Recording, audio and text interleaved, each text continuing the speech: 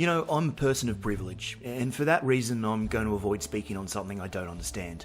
I passionately support equality, but I'm not going to pretend that I know what it feels like to be on the receiving end of inequality. But I did want to do a little something given the extraordinary events of the past few weeks. This is not going to be a long episode, and we're not going to get into the heavy film analysis stuff. Instead, I just wanted to suggest that as we grapple with some hard truths in the real world, we do what we can to better understand and appreciate the plight of all people. And I tend to think that a good way to begin this process of learning and understanding is by turning to cinema and allowing movies to do what they do best, invite us into different worlds, challenge our beliefs, and help us to understand things that may be unfamiliar to our own experience. So here are 3 films that have had a huge impact on me, and maybe if you give them a chance, they will for you too. 1960's To Kill a Mockingbird is of course based on Harper Lee's classic novel from 2 years earlier. It's a life-changing book. The film is similarly exceptional as it follows the character Scout from a young naive girl to a savvy young lady. Whilst there are marked differences between the novel and the film, the core of the narrative remains the same, and both deal with the trial of a black man falsely accused of raping a white woman.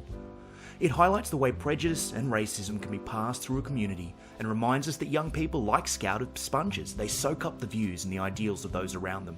And this is a good lesson. When we speak without thinking or express an uneducated viewpoint, it can imprint on the young or easily influenced amongst us. Now, the story is set in the fictional town of Macomb, Alabama in the mid-1930s.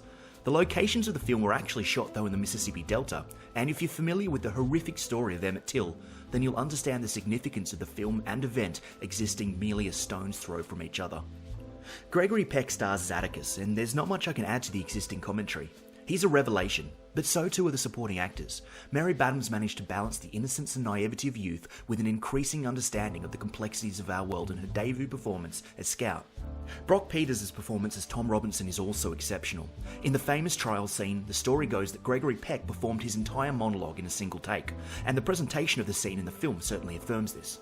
There's only one moment where the camera cuts away from Peck. Apparently, between Peck and Peters, the emotions in the scene were so intense and powerful in the room that both men began to tear up, thus the cutaway from Peck. When you watch the scene, you can feel it too. It's an incredible piece of art, and the themes of prejudice, injustice and humanity is central. It will change the way you see the world just a little.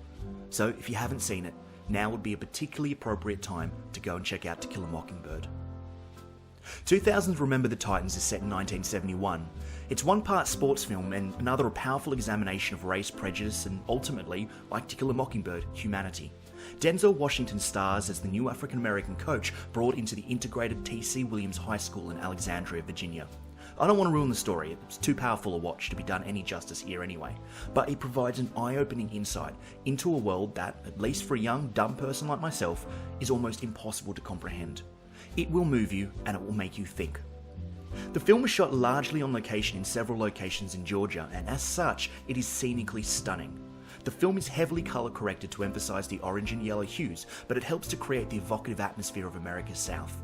The performances all around are brilliant, and though at points it can be a confronting watch, its power and beauty render it a truly inspirational experience.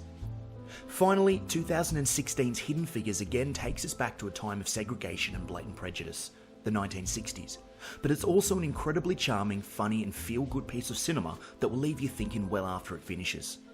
The film follows the story of 3 female African-American mathematicians who play a fundamental role in NASA's moonshot. Glorious performances, some of the best period setups captured on screen, and enough of an emotional punch to leave you just a little floored. It's a perfect example of what we love about movies. The characters are self-aware, and their strength comes from their unwillingness to be victims. Seriously, the script gets an A+ here. As with Remember the Titans, the film has a specific look, and where the previous film was heavily hued towards a kind of orange grading, Hidden Figures goes the opposite direction, with a slightly desaturated colour palette, which actually makes the vibrant colours we associate with the 60s pop even more. Overall, it's just a darn good piece of cinema. I highly recommend it. Now, I said this wasn't going to be a long one, that I wasn't going to try and talk about something I don't properly understand. I hope I've managed to stick to that. But what I can say is that each of these 3 films are brilliant in their own right.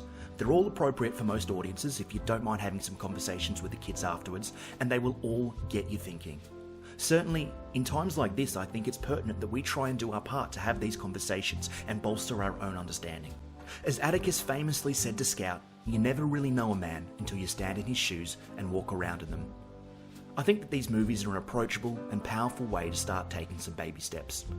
To all those who are hurting right now, my thoughts are with you, and I hope that out of all this heartbreak, we will see some real changes. Love and respect to you all.